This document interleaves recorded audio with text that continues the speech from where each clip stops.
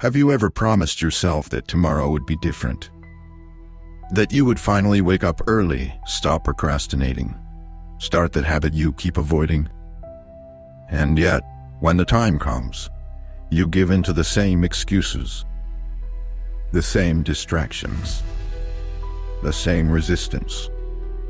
It feels like a cycle you cannot break, like every day begins with good intentions and ends in silent disappointment. You are not lazy. You are not weak.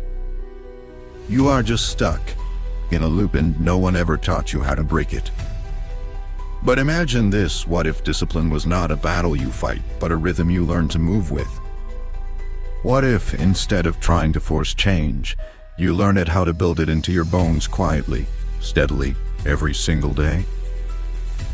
In this video, you will discover how to develop real, lasting self-discipline without relying on motivation, guilt, or burnout. You will learn how Stoic wisdom, brain science, and daily rituals can help you take control of your time, your habits, and your life. And by the end, you will have a simple, practical system you can start using today, no matter where you are starting from. If you stay with me, this could be the beginning of a new direction. One where your actions finally match your potential. Most people think self-discipline is about pushing harder, forcing yourself to grind through discomfort. But discipline is not brute force. It is alignment. It is the quiet harmony between your future goals and your present choices. Marcus Aurelius once wrote, "You have power over your mind, not outside events." Realize this, and you will find strength. Real discipline begins there, with the realization that your power lies not in controlling the world, but in controlling how you respond to it. Your alarm clock, your impulses, your cravings, your doubts. Those are not enemies to defeat. They are opportunities to train. Think of self-discipline like a muscle. You cannot build it overnight. You do not grow it by punishing yourself, but by showing up consistently, especially when it is hard. The same way a muscle gets stronger under resistance, your willpower strengthens each time you say no to what is easy and yes to what matters. You do not need to overhaul your life. You just need to win one moment, then another. Let those moments stack. Imagine a man standing at the edge of a cold river. He knows he needs to cross, but the water bites at his feet. Everything in him wants to turn back, to wait for better conditions. But he steps forward anyway, not because it is comfortable, but because it is necessary. That is discipline. Not waiting to feel ready, but moving forward because it matters. And every day, life gives you these small rivers to cross. Moments where your future hangs on what you choose in the present. So how do you practice it daily? Begin small. Choose a non-negotiable. One simple action you commit to every morning, no matter how you feel. It could be making your bed, drinking a glass of water, writing for 5 minutes. The act itself does not matter as much as the signal it sends: I do what I said I would do. That is where trust is rebuilt. That is where discipline begins. From there, expand. Track your behavior, not your emotions. Do not wait for motivation, it is a poor master. Instead, build systems that pull you forward. Use your environment, your habits, your schedule as tools to shape behavior. Create friction for your bad habits. Create ease for the good ones. Epictetus said, "First say to yourself what you would be, and then do what you have to do." That clarity, the decision of who you want to become, must come before the effort. And yes, you will stumble. You will break your streaks. You will forget your routines. That is part of the process. What matters is not perfection. What matters is how quickly you will return. Each time you come back to your practice, you reinforce your identity. You say, "This is who I am, even when I fall." That is real strength. That is how discipline becomes part of you. If this message moved you, share it with someone who needs it. A single spark can light someone else's fire. Every journey starts with awareness. Not with blame. Not with judgment. Just noticing where you begin. Perhaps your hours vanishing into mindless scrolling. Perhaps your energy drained by indecision. Or maybe your dreams are buried under commitments you never made. We all carry these moments like invisible weights. They are not failures, they are signals. They are the places where your discipline is begging to be born. Take a moment and visualize your day 3 months from now. The habits you cultivate today are already reshaping that future. Now bring your attention back. Right now matters more than any plan. Because discipline is not a ticket to a distant destination, it is the path you walk in every step. Marcus Aurelius taught that the impediment to action advances action. The very friction you feel when you want to change is what propels you forward if you choose it. That friction is not resistance to avoid. It is the echo of possibility, something within you reaching for a new direction. To harness it, you need a compass, not just desire. Ask yourself 2 questions each night. What went well today? Just observe. These are your signposts. They reveal the parts of your life where discipline is present and where it is still silent.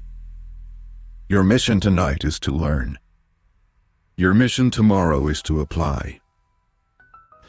Think of your habits as the architecture of your days. The architects we most admire, Napoleon. Seneca understood that life is sculpted in routine. Napoleon insisted upon structure so precise that his soldiers knew when they would sleep, eat, rotate, watch, and march. But he also believed that discipline is freedom. This is the paradox. By choosing boundaries for yourself, you liberate your attention, your energy, your potential. When you have a container for your time, you can pour your efforts into what matters, not what distracts. So today, let's begin designing your container. Choose 3 anchors for your day. An anchor is a ritual, a signal, a mini-minus commitment you make to yourself. It could be the moment you wake, the moment you begin work, the moment you return home. At each anchor, pause. Breathe. Recognize, this is mine. I choose. And when you consistently choose minute after minute, you validate that your life lives within your direction, not someone else's. There is a story about a man who trained for years to master running. He did not start with a marathon. He started with a lap. Then another. He celebrated his consistency, not his distance. Over time, those laps became miles. His legs remembered the rhythm long before his mind realized the distance. Your discipline works the same way. It is the repetition, the returning again and again, that gives it strength, not the intensity of 1 minus off efforts. And there is science behind this. Neuroscientists tell us that each time you repeat an action in a consistent context, you reinforce the neural pathway associated with it. After enough repetitions, that pathway becomes a highway, fast, automatic, effortless. This is how habits form.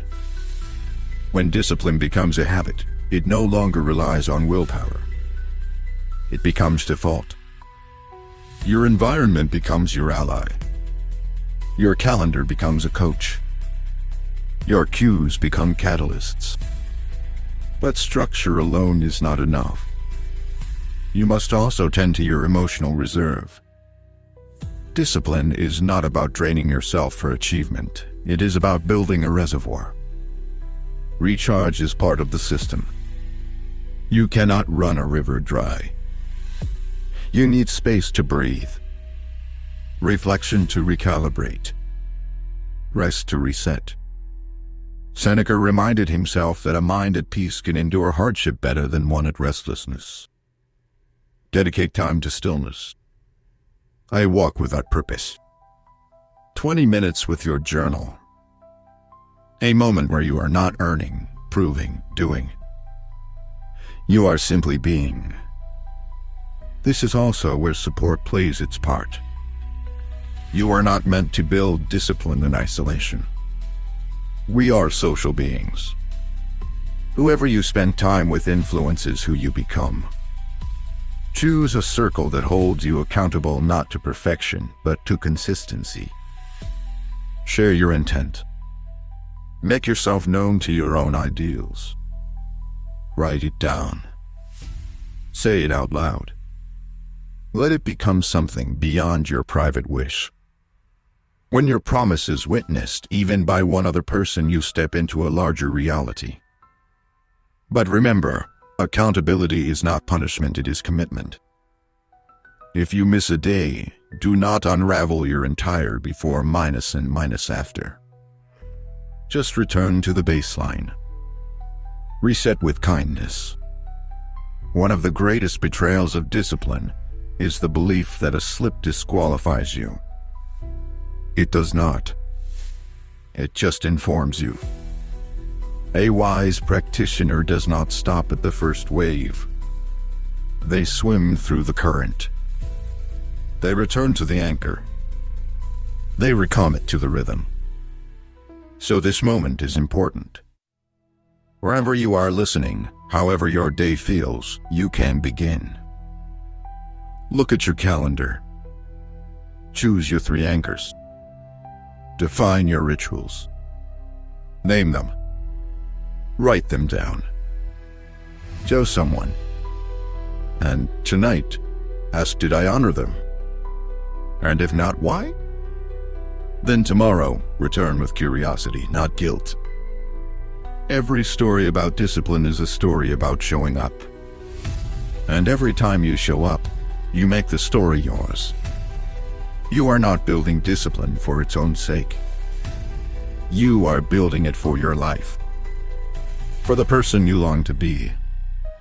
For the impact you wish to have. For the legacy you will leave, quietly but meaningfully. And each discipline moment is a stone in that foundation. They will never show up on the scoreboard, but they will hold the weight of your future. If this resonates, consider subscribing. Your mind is worth the practice. Your life is worth the effort. There comes a moment when you realize the cost of your inaction is far greater than the pain of your effort. That moment is often quiet. It does not announce itself with fireworks or revelation. It arrives slowly, like the ache in your chest when another day slips by and you feel no closer to who you want to be. That is where many people give up. They call it lack of motivation. But what they are really facing is a kind of spiritual erosion, the slow fading of self minus trust. And that erosion is always repaired the same way, through discipline. Let us not confuse discipline with punishment. Discipline is a form of devotion. Devotion to your highest self. Devotion to the life you claim you want. And if that life matters to you, then every action you take today either brings you closer or pushes you further away. There is no neutral. That is the hard truth. But the good news is that the smallest act of discipline, waking on time, writing one sentence, choosing to walk instead of scroll, can begin the return. It is not about grand gestures. It is about signals. Every time you keep a promise to yourself, you send a signal that says, I matter. My goals matter. My future is in my hands. The Stoics understood this deeply. Epictetus did not speak of controlling the world. He spoke of mastering one's responses, one's mind, one's will.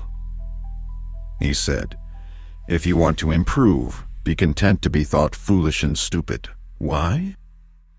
Because improvement requires breaking patterns. And breaking patterns often looks odd to others. Waking early when your friends sleep in. Saying no when others indulge. Writing when no one is watching. These are not glamorous, but they are necessary. And if you care more about being respected by others than by your future self, you will stay stuck. Discipline, then, is also the courage to stand apart. It is the willingness to walk the unpopular path. And not because you enjoy suffering, but because you understand something most people do not. Freedom is not doing whatever you want. It is being able to choose what is right, even when you do not feel like it.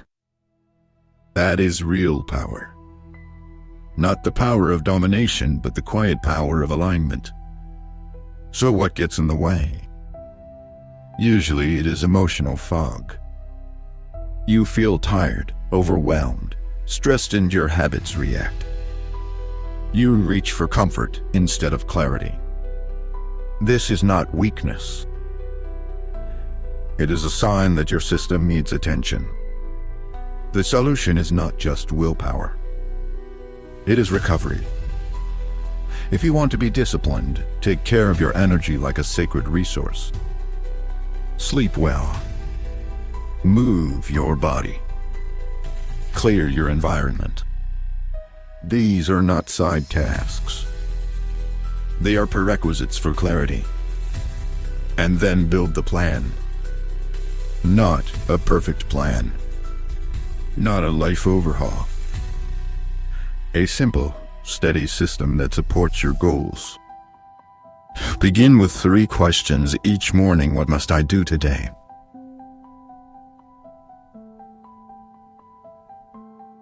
Then, protect that structure. Treat your commitments like appointments with your future. Do not negotiate with them. Show up. But what if you still fail? What if you forget, fall, delay? Then you do what disciplined people do. You begin again. Immediately. Without shame. Without drama. You reset. You forgive. You recommit. Seneca wrote, "It is not because things are difficult that we do not dare. It is because we do not dare that they are difficult." Often we give up because we expect discipline to feel good. But it rarely does in the beginning. It feels awkward, resistant, dull. That is part of the recalibration. Consider a metaphor. Imagine a sword being forged. It is placed into fire, then hammered, then cooled, then again into fire, again hammered, again cooled. This cycle shapes the blade, makes it strong, sharp, unbreakable. That is what discipline does to the mind. It strengthens you through repetition, through pressure, through heat. Not to break you, but to form something sharper than you ever thought possible. That is why one of the most powerful tools in building daily discipline is reflection. At the end of each day, sit quietly for 5 minutes. Ask, did I act in alignment with who I want to be? If yes, honor it. If not, adjust. Write down one win, one loss, one intention. This tiny ritual keeps your compass calibrated. You are not just living. You are shaping. Like a sculptor with chisel in hand, slowly removing what is not essential. Over time, your self-minus concept will shift. You will no longer see yourself as someone trying to be disciplined. You will see yourself as someone who is disciplined. That identity becomes magnetic. It draws consistency. You will act in alignment not out of pressure, but because it feels natural. That is the quiet superpower of habit. But remember, this process is deeply personal. No one can define your discipline but you. For one person, it may be rising at dawn. For another, it may be saying no to toxic people.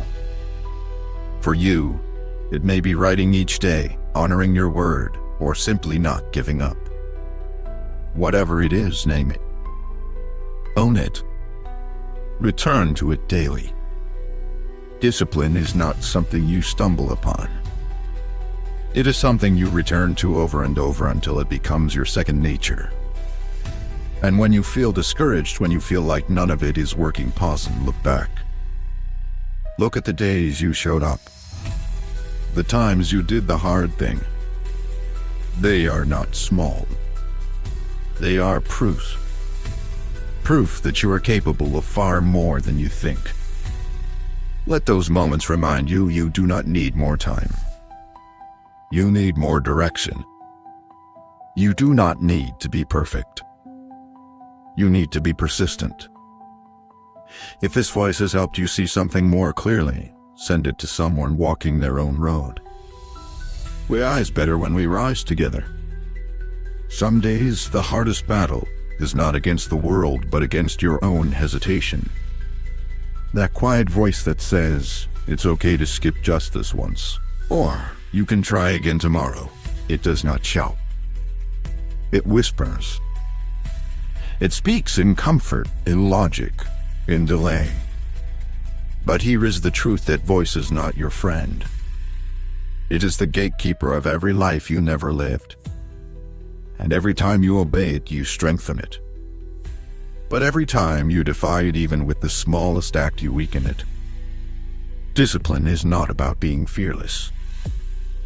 It is about moving forward, even while fear is still speaking. Many people wait for the right conditions, the right mood, the right moment. But discipline teaches you to begin before you are ready.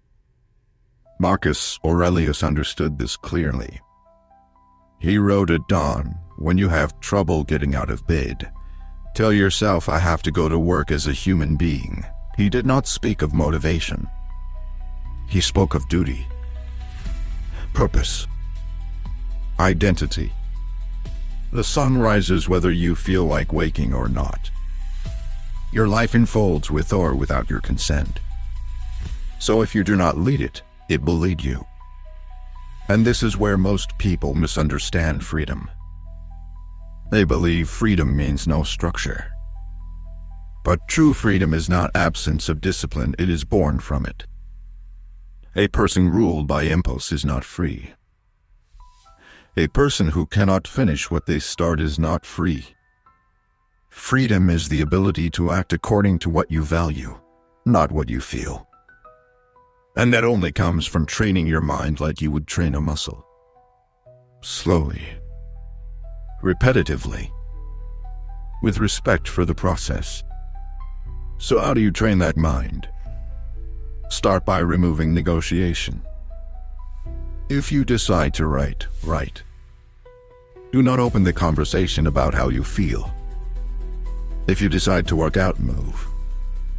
Do not consult your emotions. This does not mean you ignore your body.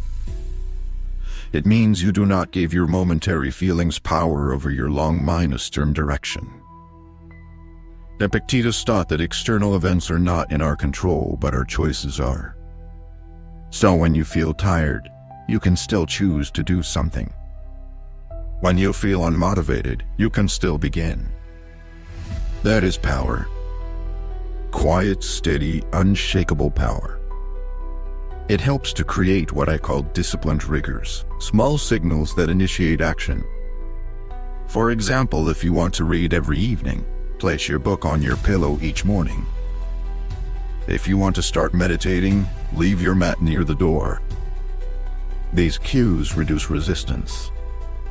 They make action automatic. Your environment should serve your effort. Rearrange it. Remove friction. Set the path of least resistance toward the behavior you want, not the one you are trying to avoid. Let me tell you about a soldier who once trained under Napoleon. He was not the strongest, not the fastest, not even the most gifted. But he was consistent. Every day at the same time, he sharpened his blade, polished his boots, practiced his drills, quietly, without recognition. One day, in the chaos of battle when others panicked, he moved with precision. He had trained discipline into his bones. That is what this is about. Not applause, not validation, but readiness. You'll never know when life will call upon the version of you are preparing right now. Because life will test you. It will interrupt your plans, delay your goals, offer temptations, present fatigue. And when it does, your habits are your defense. If your habits are weak, your resolve will collapse. But if you have built your discipline with care, with patience, it will hold. Even in the storm. Especially in the storm. This is why your relationship with discomfort matters. Do not run from it. Embrace it. Not all at once. Slowly. Deliberately. Begin by doing one thing each day that stretches you. That may be taking a cold shower, saying no when you usually say yes, finishing the task you would rather abandon. These moments are not punishment. They are purification. They remind your nervous system that discomfort is not danger. It is growth. And when you do slip and you will do not retreat into self-minus judgment. That is not discipline. That is ego. Discipline is humble. It says, I fell. I learn. I rise. Seneca said, no man is more unhappy than he who never faces adversity. For he is not permitted to prove himself. Your slips are invitations to recommit, not reasons to quit. Your goal is not perfection. It is participation. Show up. Again and again. With grace. With grit. With an eye toward who you are becoming. You may wonder, how long will this take? When will discipline feel natural? The truth is, it may never feel easy. But it will feel familiar. And then eventually, it will feel essential. Like air. Like water. Like sleep. It becomes part of your identity. You no longer think about it. You simply do it. That is when you know the work is working. If you feel overwhelmed, start here. For the next 7 days, choose one discipline anchor. Just one. Maybe it is waking at a set hour, writing a single sentence, walking for 10 minutes without your phone. Whatever you choose, protect it like it matters. Because it does. That one act is the seed. Water it. Watch it grow. Let it change you. And finally, never forget what you are really building. You are not building habits. You are building character. You are not building a schedule. You are building a self. One that can endure failure. One that can navigate chaos. One that can be trusted with time, with responsibility, with life. If these words help you see your power more clearly, pass them on. Someone else is waiting for the courage you just found. There is a quiet kind of suffering that many people carry. It does not scream. It does not draw attention. It looks like delay. Like indecision. Like waking up with plans and going to sleep with regrets. It is the ache of wasted potential, the heavy knowing that you are capable of more, but not quite becoming it. And for most, this burden becomes normal. The days blur. Goals are recycled. Excuses evolve. But something inside you still remembers. That flicker of clarity. That glimpse of who you could be if only you are followed through. That memory is your invitation. Discipline is how you answer it. You do not need another productivity hack. You need alignment. A way of living where your actions reflect your values, not your moods. That is what discipline really is. It is the decision to act on what matters, not what is easy. To do what needs to be done, even when no one is watching. Especially when no one is watching. Because that is where self-respect is forged. When you keep promises to yourself that no one else will ever know about. Marcus Aurelius once wrote, "Waste no more time arguing what a good man should be. Be one." That quote alone could reshape a life. It reminds us that discipline is not about debate. It is about action. You already know what you need to do. The question is, will you do it? That is where the internal war begins, not between you and the world, but between the part of you that wants growth and the part of you that craves comfort. And both parts are human. Both deserve compassion. But only one deserves leadership. Discipline is when your higher self leads. Not forcefully. Not cruelly. But clearly. With a firm hand and a compassionate voice. Like a wise mentor guiding a restless student. That is how you must speak to yourself. Not with punishment, but with purpose. Let us talk about identity for a moment. Because every disciplined person you admire does not rely on motivation.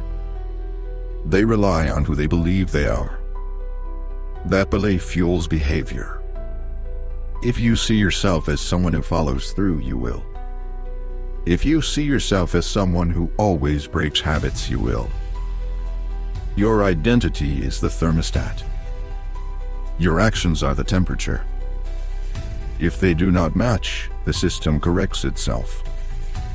That is why real change begins not with goals, but with identity. So begin to hear, say it aloud. I am someone who honors my commitments. I am someone who finishes what I start. Let those words feel awkward. Say them anyway.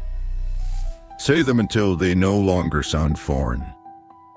Then act in alignment, even if just for 5 minutes a day. Your mind listens to your behavior more than your intentions. So, give it evidence. Prove to yourself that you are changing not in theory, but in practice.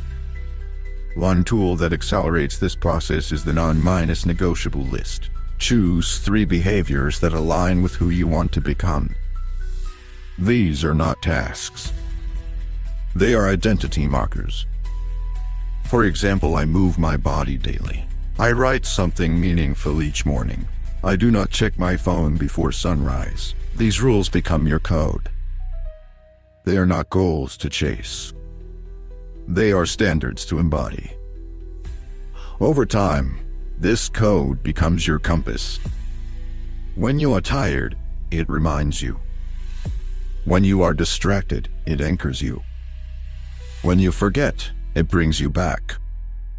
This is how discipline becomes automatic, not through pressure, but through pattern. Let me share a simple truth that few people realize: your brain is not built to chase success.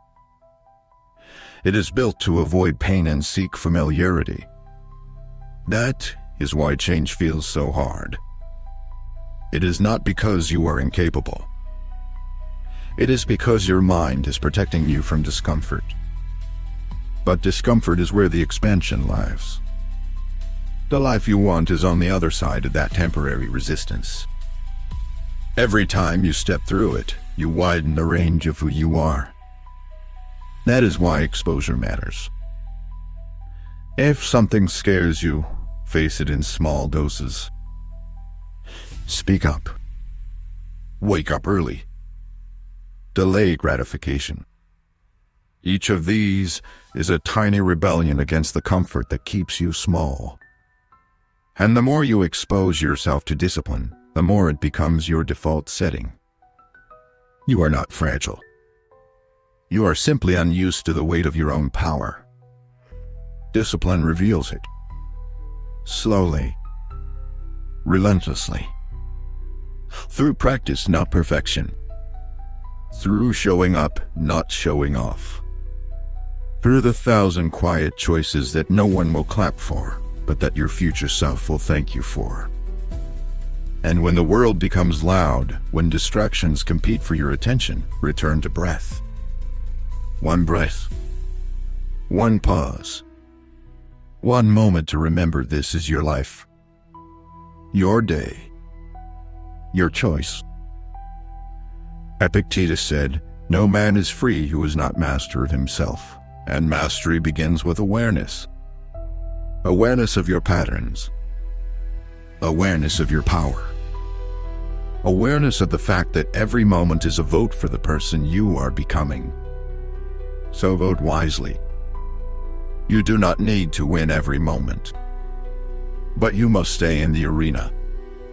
You must keep casting votes for discipline, for alignment, for the life that whispers your name when the world is quiet.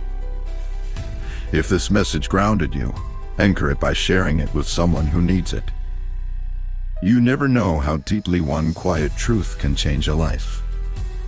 Some days you wake up and it feels like the world is already ahead of you. Notifications buzz. Obligations wait.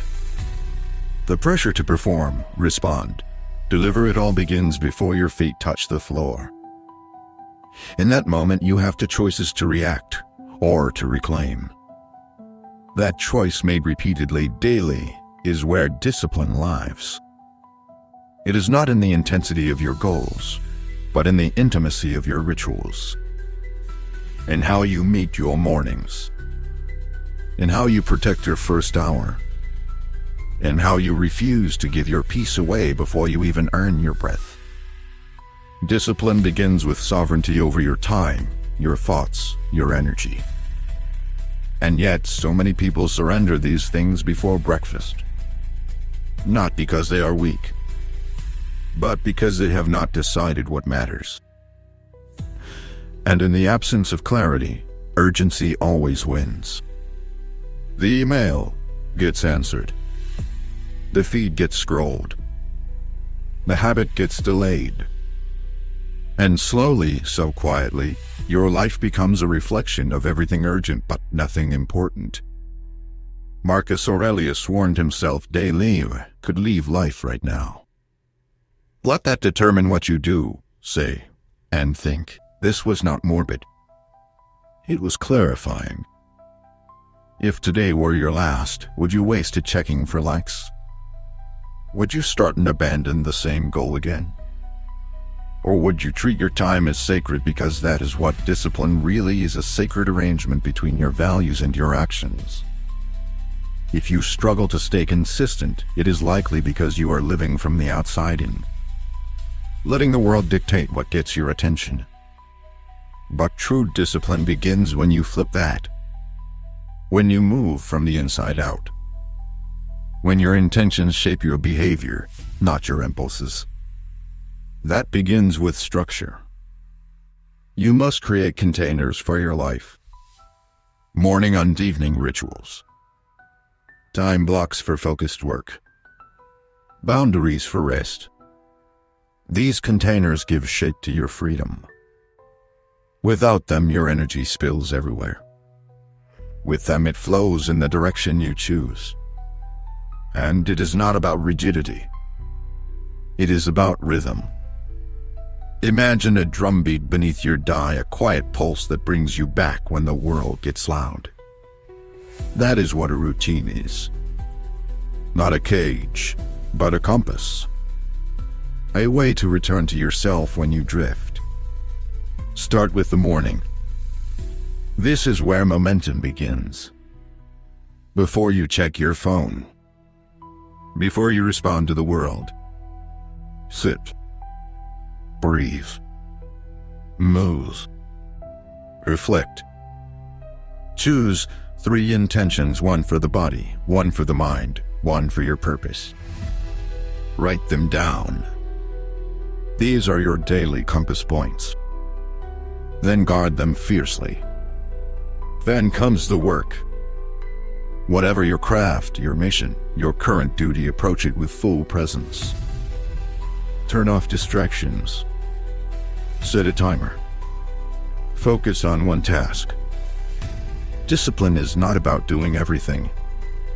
It is about doing what matters fully. 1 thing done well is better than 10 things rushed. And when resistance rises, as it will, remind yourself, this is the moment that builds me. Not the easy moment. This one. The one where I want to quit. The one where my old habits claw back. If I can stay here, I grow here. Take breaks with intention. Not to escape, but to reset. A walk. A glass of water. A breath.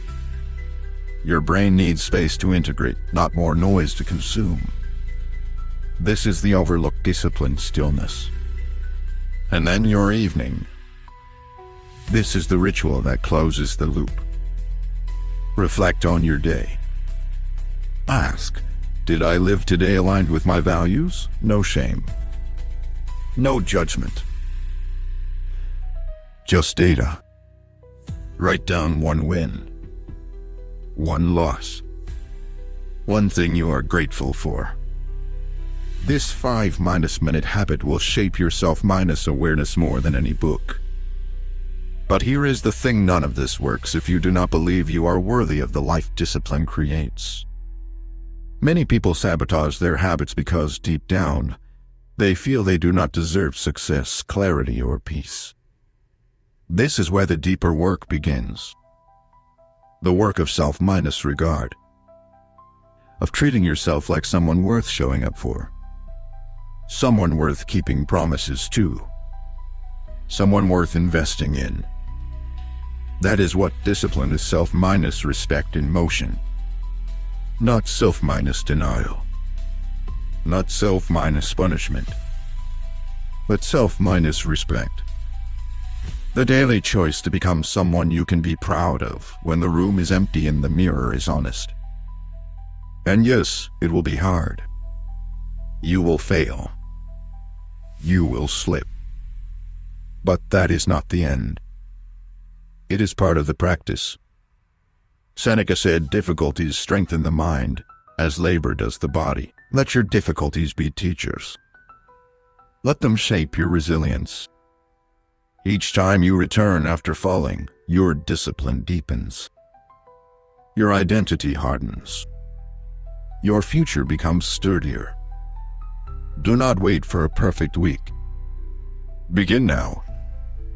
With what you have. Where you are. Begin messy. Begin small. Just begin. And when the voice of doubt returns, and it will let your actions be louder than your excuses. That is the language of discipline. That is how your story changes, not in one heroic act, but in the 1,000 invisible choices that no one else sees but you. If these words reminded you of who you are becoming, share them with someone who needs that reminder too.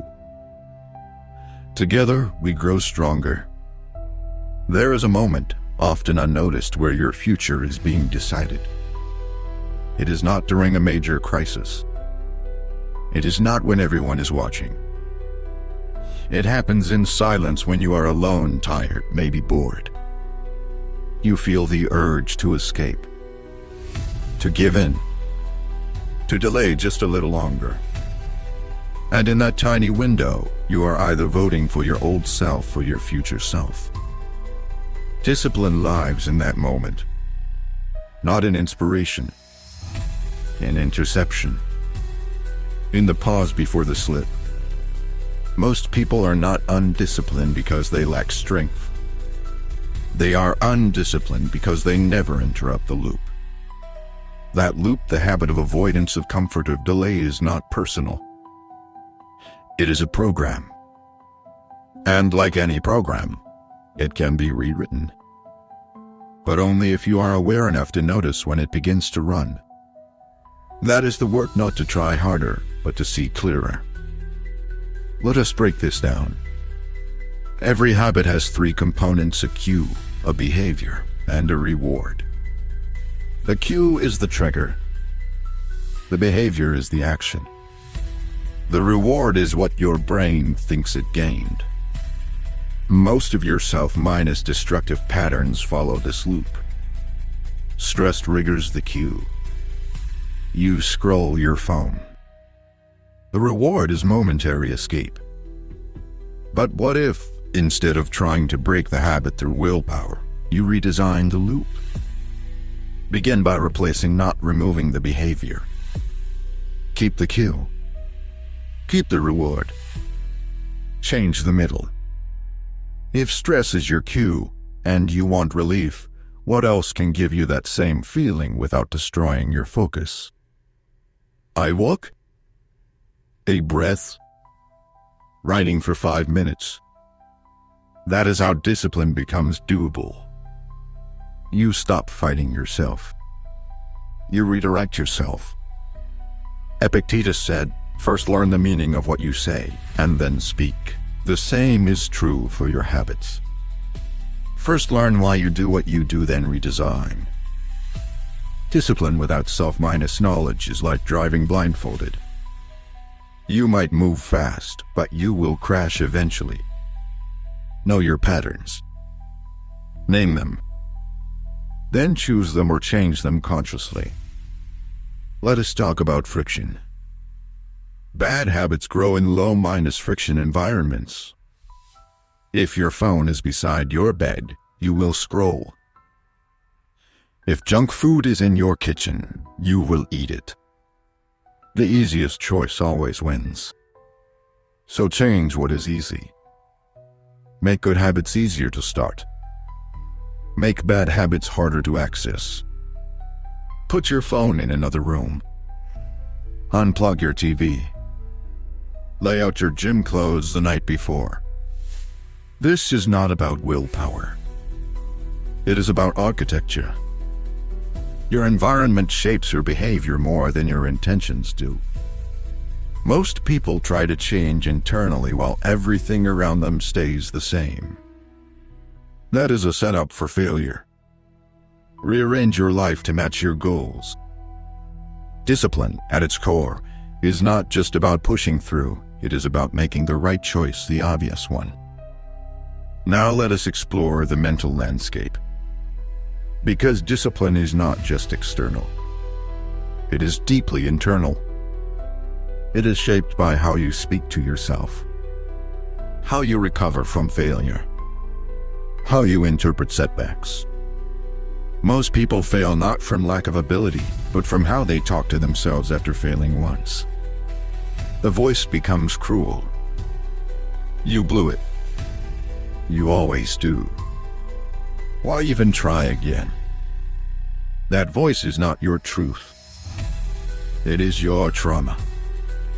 It is the residue of past pain, fear, and shame. And if you keep listening to it, you will keep sabotaging your progress.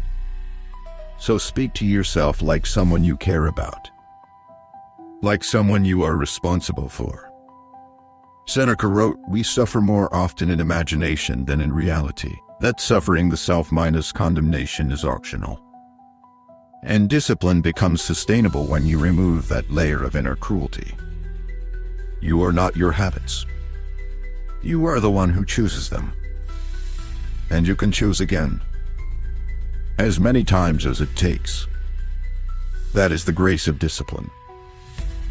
It forgives quickly. It forgets failure. It only asks, will you begin again? If yes, it welcomes you without resentment. Let me offer you something powerful. A reset ritual. A simple act you perform whenever you fall off track. It could be 3 deep breaths, a handwritten note, "I begin again," a cold splash of water, a quiet prayer. This ritual is your return point. It makes recovery automatic. And over time, you will recover faster. You will stop spiraling. You will rebound with strength. This is what separates the truly disciplined from the rest. Not that they never fall, but that they return quicker, cleaner, calmer. They do not allow one broken habit to define the next 10. They remember this is a long game. And all progress is built on staying in the game. So let us zoom out. What are you really building? Not just habits. You are building trust with yourself. And that trust compounds. Every promise you keep adds a brick to the foundation. Every reset strengthens the structure. Eventually, you will wake up and realize, I do not chase discipline anymore. I live it. It is who I am. And here is a final truth for today: the pain of discipline is real. But so is the pain of regret. And only one of them leads to freedom. One shrinks you. The other expands you. One delays your potential. The other unlocks it. So when it gets hardened, it will ask yourself, which pain do I want to live with? If this message reminded you of your strength, do not keep it to yourself. Share it. Let it move forward. Let it multiply. There is a quiet moment in the life of every person trying to build self-minus discipline. It is the moment after progress when you expect to feel proud but instead feel empty. You hit your milestone. You kept your habit. You stayed consistent. But instead of celebration, there is silence. No applause. No transformation. Just another ordinary day. And it is here, right here, that most people stop. Not because it is too hard, but because it is too quiet. They expected discipline to feel dramatic. But real discipline is subtle, boring, repetitive, unseen. And this is its greatest test. Because the truth is, there is no final reward. No ultimate finish line. Discipline is not something you achieve. It is something you maintain. A way of being. A lifestyle of choosing what matters over what tempts. And that lifestyle can be lonely. But it is also sacred. Because while the world rushes after distraction, you are choosing depth. Marcus Aurelius knew this loneliness. He ruled an empire, yet wrote to himself daily, not to others. His meditations were reminders. Not because he was weak, but because he was wise enough to know that the mind drifts. Even great men forget. That is why you must return to your discipline daily, not because you failed, but because you are human. Let us talk about emotional endurance. Discipline is often discussed like a mechanical thing: routines, goals, time blocks. But beneath it all is emotional stamina. The ability to feel discomfort without needing to escape it. The ability to keep going when your motivation dies, when your mood crashes, when your results are invisible. That is the secret layer of discipline most never speak about. The inner strength to endure without external validation. Seneca wrote that we suffer not from the task itself, but from the stories we tell about it. You dread the gym not because it is hard, but because you believe you should feel energized.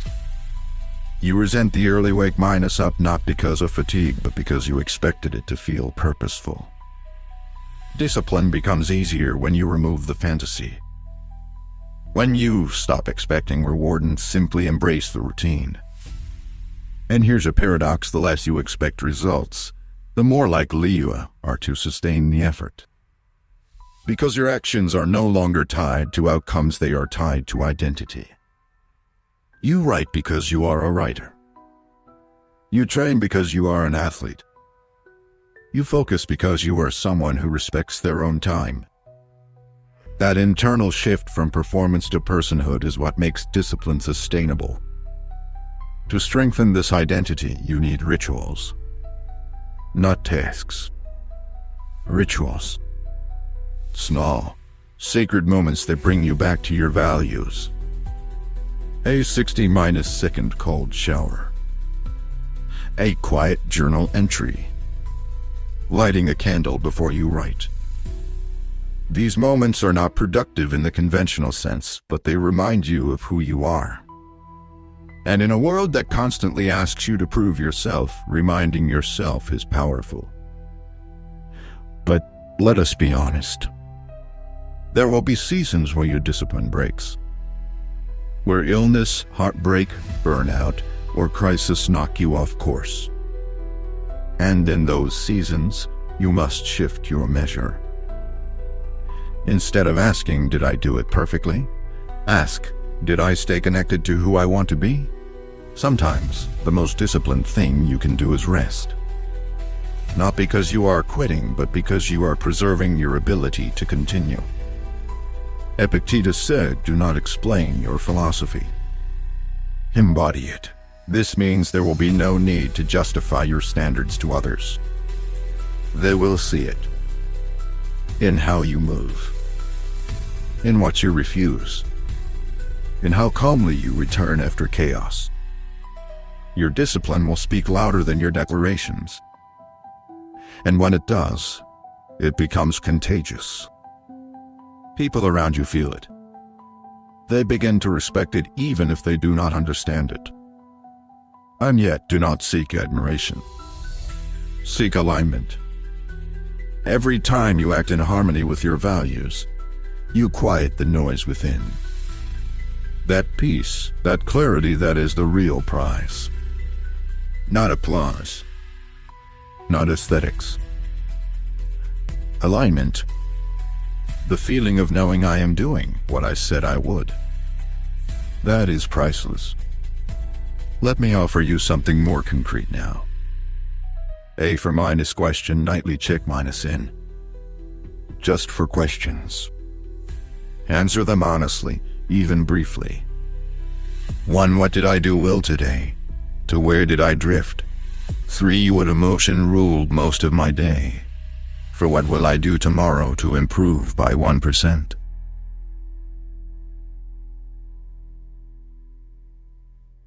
They are about calibration.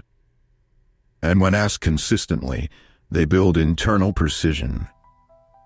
Because discipline, in the end, is not rigidity. It is rhythm, not control. A calibration. You adjust, minus align, evolve. Just like a pilot makes hundreds of micro corrections during a flight. From the outside, it looks steady. But inside, it is a dance. And that is how your disciplined life must be. A quiet dance between intention and adjustment. If today you feel like giving up, pause. Reconnect with why you began. Not for results, but for respect. Not for speed, but for truth. And then start small. One task. One ritual. One vote for the person you are becoming. Let the rest go. If this message steadied something inside you, share it. Help someone else feel less alone in the quiet work of becoming. Some mornings feel heavier than others. Not because the world has changed, but because something inside you is unsettled. You wake up already tired. Not physically, but mentally, emotionally. The weight of unfinished tasks, unspoken doubts, and the lingering sense that you are still behind. And in those moments, discipline can feel like a burden, like one more thing demanding your strength. But this is exactly where discipline reveals its true gift. Because when everything feels unstable, discipline is your anchor. Your proof that something inside you is still steady. The people who live with clarity are not the ones who never struggle. They are the ones who have built habits strong enough to survive their moods.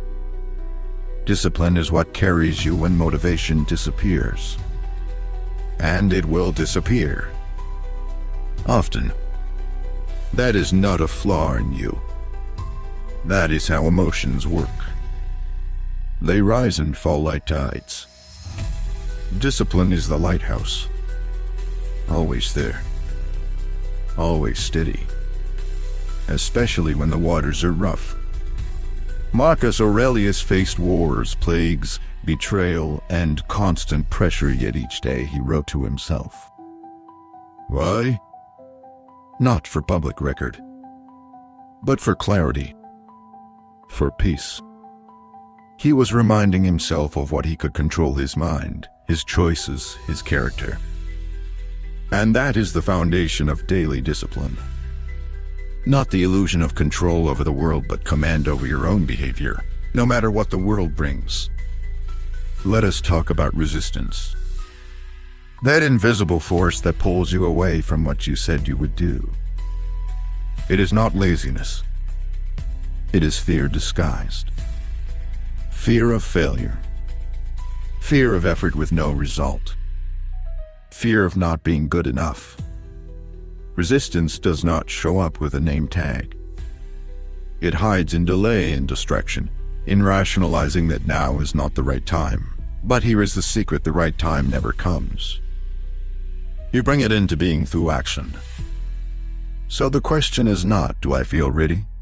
It is, am I willing to begin regardless of how I feel? That question changes everything. Because discipline is not about feeling like it, it is about doing it anyway. The moment you act without needing emotional permission is the moment you start to reclaim power over your life. Now, there is a difference between force and flow. Many people think discipline is about force. But real discipline is about direction. It is knowing what matters and moving toward it with calm, steady force. Not rushed. Not frantic. Think of a river cutting through rock. It does not rage. It flows with time, with power, with inevitability. Let your habits be like that river. To do that, you must simplify. Most people fail not because they aim too low, but because they aim too wide. They try to fix everything at once. That leads to overwhelm. And overwhelm leads to paralysis. Discipline thrives on focus. Choose one area of your life to bring into order. Just one. Maybe it is your mornings. Maybe it is your health. Maybe it is your digital distractions. Whatever it is, begin there. Master it. Then expand. Use constraints. Give yourself less time, fewer choices, tighter boundaries. This may feel limiting, but it actually increases your clarity. Constraints remove noise. They force you to focus. Epictetus said, "Freedom is the only worthy goal in life. It is won by disregarding things that lie beyond our control." Constraints create freedom because they eliminate the illusion that you must do everything, be everywhere, say yes to everyone. One of the greatest practices of daily discipline is the start time, not the finish time, not the deadline, the start. Choose a time each day to begin your work, whatever that means for you. and protect that time like a sacred appointment. Show up to it, even if you are tired, even if you are uninspired. The simple act of starting builds momentum, and momentum makes discipline easier to sustain. Now let us address relapse, because even the most disciplined people relapse. They skip days, fall back into old patterns. But what they do differently is how they respond. They do not catastrophize it. They do not make it mean more than it does. They course correct fast. One mistake is a moment. Two becomes a pattern. Your job is not to avoid all slips. Your job is to stop the second one. So create a relapse ritual. Hey, what now plan? When you miss a habit, follow it with something small that reconnects you. A 5-minute walk. A journal line. A breath. That micro-sec tells your brain we are still in the game, and that message sent over and over is how you stay consistent for years, not just weeks. And in all this, do not forget rest. Rest is not the enemy of discipline. It is part of it. Rest on purpose. Guilt-free. Define your stop time just as clearly as your start. Because discipline without recovery becomes burnout. And burnout breaks the very system you are trying to build. Seneca wrote, "True happiness is to enjoy the present without anxious dependence upon the future." This means discipline is not just about building a future. It is about protecting your peace in the present. When your actions are aligned, you feel at ease even in the middle of effort. That is what we are after. Not perfection, but presence. So here is your practice tonight. Choose your one focus for tomorrow. Define your start time. Set up your environment to support it. And make a commitment not to the result, but to the action. Say clearly, I will begin at this time. No negotiation. No delay. Then show up. Let your presence be your proof. And if this voice reminded you of the calm that comes from consistency, pass it on. The world does not need louder noise. It needs deeper rhythm. By now, the myth of sudden transformation should be fading. You know it, the fantasy that one day you will wake up completely changed. All habits fixed. All goals achieved. All clarity present. But here is the truth: no one wakes up transformed. They wake up trained. Trained by the 1,000 quiet choices made when no one was watching. Trained by the small disciplines stacked and repeated until they become identity. If you are still chasing a breakthrough, you are missing the power of what you are building slowly, steadily right now. Discipline is not the lightning strike. It is the slow burn. The ember that refuses to die, even in wind. And if you have been walking this path, if you have failed and returned, doubted and recommitted, then understand you are already becoming. It may not be obvious yet. The scale may not show it. The inbox may still be full. The results may still be quiet. But something deeper is shifting: your relationship with effort. Your ability to begin and begin again. Marcus Aurelius wrote, "The impediment to action advances action. What stands in the way becomes the way." He was not speaking metaphorically. He was describing the mechanism of discipline. The obstacle, laziness, distraction, fear is not an enemy. It is the invitation. The very presence of resistance means you are at the edge of expansion. And that edge is where discipline sharpens. But sharpening is not passive. It is an act of design. So now it is time to refine your system. Because random action leads to random results. Structure does not restrict you. It focuses you. If your mornings are chaotic, start there. Create a 5-step sequence you follow without fail. Wake. Hydrate. Move.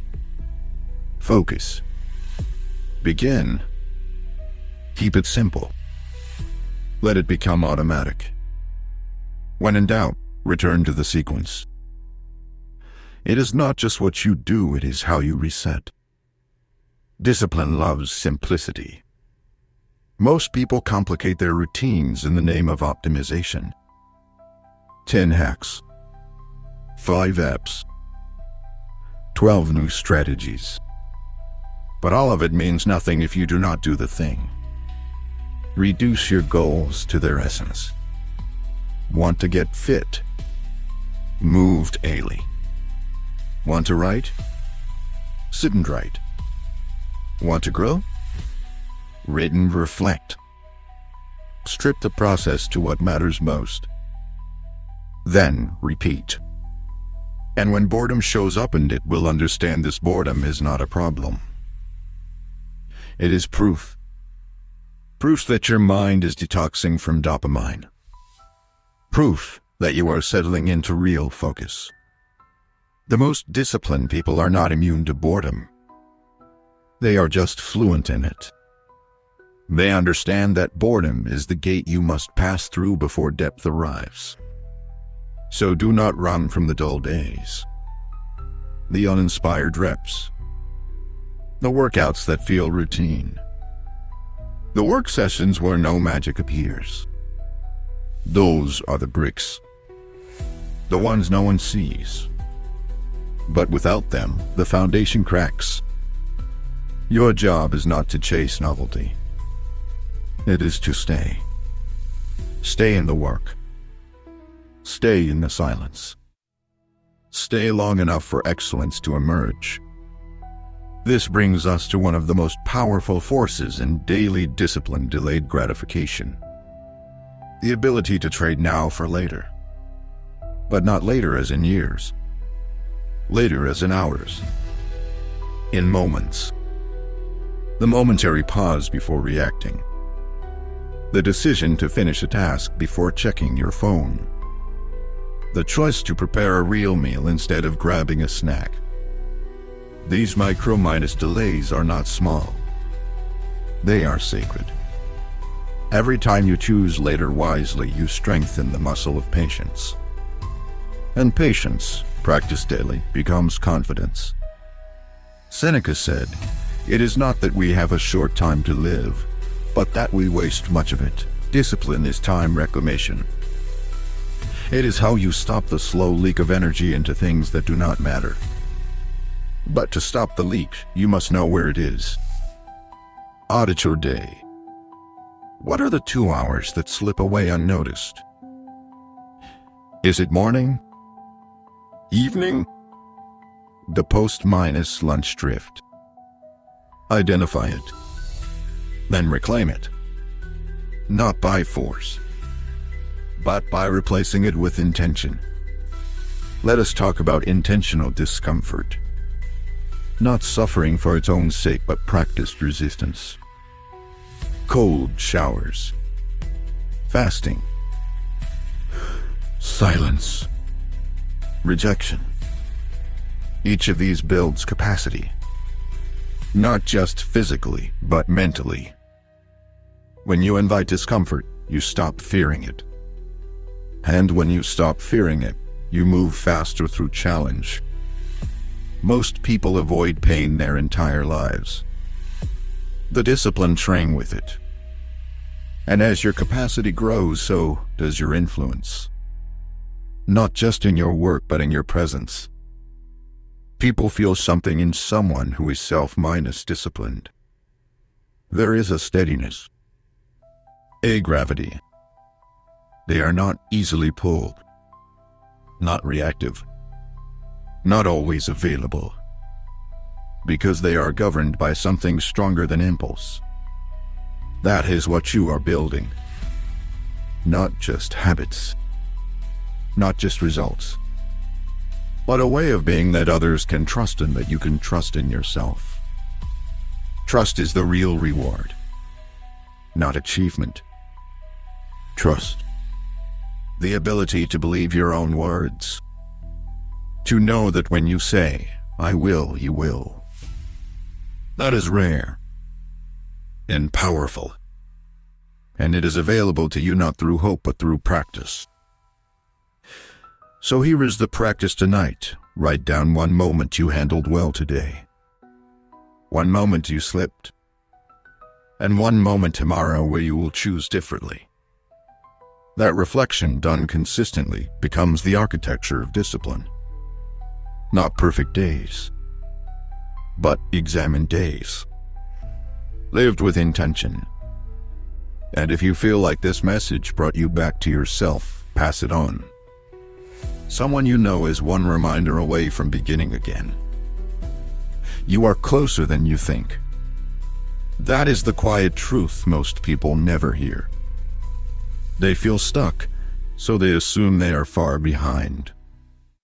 But in reality, most people are not failing from lack of progress, they are failing from lack of perspective. They forget to zoom out. They forget that small efforts add up. Not every disciplined decision is a brick. And even when you cannot see the structure rising, it is. That is why your consistency matters more than your intensity. Most of the time, it is not the big changes that transform your life. It is the small actions done with care.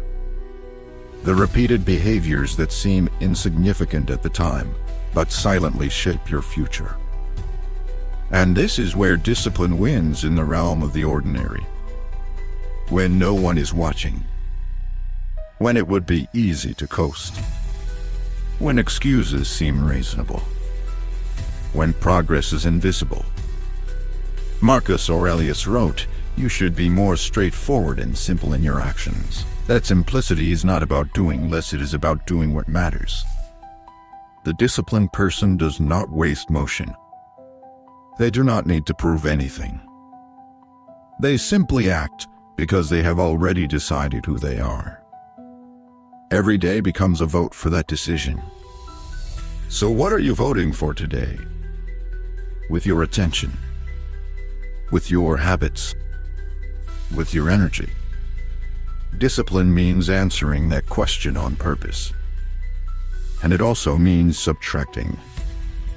Most people try to build discipline by adding more and more tasks, more tools, more pressure. But the truth is, most of us are not overworked, we are over-distracted. You do not need more hours. You need fewer leaks. Audit your day. Again. Ask, where am I being pulled? What habits drain your focus without giving value in return? What relationships blur your direction? What apps, shows, or routines no longer align with your vision? Cut one. Just one. Not because it is bad, but because it is blocking your clarity. Every subtraction makes your direction more visible. Now let us talk about internal resistance again. Because it does not go away. Even now, even this far in the journey, there will be days you do not want to do the work. Days when your discipline feels like a distant memory. That is not failure. That is training. Every professional, every disciplined person you admire feels it too. But they have learned to detach from their moods. To act regardless. That is the essence of mastery. One of the best ways to move through resistance is with micro-commitments. Do not promise to write for an hour. Promise to open the document. Do not promise to meditate for 20 minutes. Promise to sit for 2. Reduce the scale until you cannot fail. Then begin. Because the beginning is the bottleneck. Once in motion, most people keep going. The real struggle is not in doing the work, it is in starting it. This is why routines matter. They remove the decision. They replace hesitation with momentum. If every morning you put on the same shoes, sit in the same spot, drink from the same mug, your brain begins to associate those cues with action. And soon, action feels automatic. That is the power of ritual. It bypasses resistance. But rituals are not just for the morning. Create them for transitions. After work, stretch, journal, walk. Before sleep, dim the lights, read a page, review your day. These transitions help your brain switch gears. They create structure. And in structure, discipline breathes. Now let us go deeper.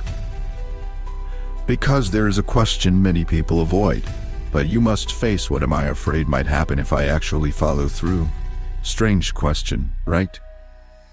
But often people sabotage their discipline not because they fear failure, but because they fear success. Because success brings new standards, new identity, new pressure. And not everyone is ready to let go of who they were. But you must.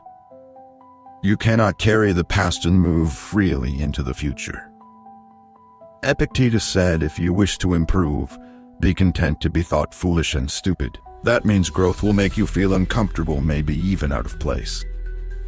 But that discomfort is evidence. Evidence that you are moving beyond your old limits. That you are becoming someone else. Not better than others. Just better aligned with your truth. So here is your reminder: the cost of discipline is discomfort. The cost of freedom is effort. The cost of clarity is saying no. But the reward is a life you can trust. A mind you can rely on. A body you care for. A path that belongs to you. And you build that reward daily. Let us return to something tangible. Your daily reset phrase. One line you say when you feel yourself drifting. It could be return to rhythm, or small step now, or the next right thing. Choose your phrase. Repeat it when you wake. When you delay. When you feel tempted. Let it be the rope that pulls you back. Because you will drift. That is not a flaw. That is gravity. But you have tools now. Habits. Rituals. A clearer sense of why you began. Use them. Not perfectly. Just persistently. And tonight before you sleep, ask yourself, what did I do today that honored who I am becoming? That question, as consistently, will change your life. Because it shifts your focus from outcome to alignment. From pressure to purpose. If this reflection brought something to life in you, pass it forward. Discipline is not meant to be walked alone. It grows stronger in community. In shared language. In mutual fire. If you have made it this far, you already know something most people do not. Discipline is not about becoming someone else. It is about remembering who you were meant to be. Beneath the distractions. Beneath the doubts. Beneath the habits that kept you small. There is a version of you that is clear, focused, grounded. That version has always been there, waiting not for permission, but for action. This entire journey, every step of discipline, is a return. Not to perfection, but to wholeness. You are not fixing yourself. You are aligning with yourself. Choosing what matters over what distracts. Choosing to act when it would be easier to delay. Choosing to show up, not because you feel ready, but because you promised yourself you would. That is what builds character. That is what earns trust. That is what makes life feel solid again. The Stoics understood this better than anyone. Marcus Aurelius, writing to himself under the weight of empire, said, "When you arise in the morning, think of what a privilege it is to be alive, to breathe, to think, to enjoy, to love. Discipline is how you honor that privilege. It is not a burden. It is a blessing. The ability to choose your response, to shape your day, to design a life that does not drift with the wind." You have seen by now that discipline is not one thing, it is many small things. A series of decisions. A rhythm of returns. A quiet resolve. You do not need to overhaul your life. You only need to return, moment by moment, to what you said matters. That return, that's where the power is. That's where your life changes, not in a dramatic act, but in a single choice repeated until it becomes second nature. There will be days where you forget. That is not failure. That is part of the pattern. The key is to shorten the distance between the slip and the return. To fall without spiraling. To reset without shame. Seneca once said, "No man was ever wise by chance. Wisdom is built." So is self minus discipline. Layer by layer. Repetition by repetition. You are not falling behind. You are learning how to begin again better. Let us reflect on what this journey has given you. You now understand that every moment is a vote. Every action reinforces identity. That the body listens to ritual more than resolution. That your brain craves clarity more than intensity. That systems beat willpower. And that boredom is not the enemy, it is the doorway to depth. You have tools, anchors, reset phrases, morning frameworks, recovery rituals. You have practiced stepping into discomfort. You have seen the value of simplicity, of slowing down to focus, of subtracting instead of adding. These are not just productivity tricks. These are the bones of a deliberate life. But perhaps the most powerful thing you now carry is this self minus respect. Not the kind that comes from praise or success, but the quiet, steady kind. The kind that says, "I trust myself to show up." That is the ultimate goal of self-minus discipline. Not control. Not perfection. But self-minus respect. And when you live with that, your presence changes. You are no longer frantic. You are no longer searching for shortcuts. You are not chasing approval. You move with weight, with calm, with clarity. Others will feel it. And you will feel it most when you are alone, when no one is watching, and you still keep your word. From here, the work continues. Not harder, just deeper. You do not need more motivation. You need more remembering. Remember who you are, what matters to you, why you began. When doubt shows up, remind yourself doubt is just a signal, not a stop sign. When resistance rises, smile at it. It means you are moving in the right direction. And when people ask how you changed, you will not need a dramatic story. You will simply say, "I decided. And then I showed up." Again and again. That is all. That is everything. Your journey forward is not a straight line. It is a spiral. Returning again and again to the same lessons, but each time from a higher vantage point. More practiced, more patient, more present. So here at the end of this message, in the beginning of your next chapter, remember this: the strongest people are not the loudest. They are the most consistent. The ones who stay. The ones who keep choosing. The ones who get up not just once but always. And if this journey has brought you back to something sacred within you, share it. Let someone else hear what you needed. A single word can become a turning point. Be that word for someone. Thank you for staying. Thank you for showing up.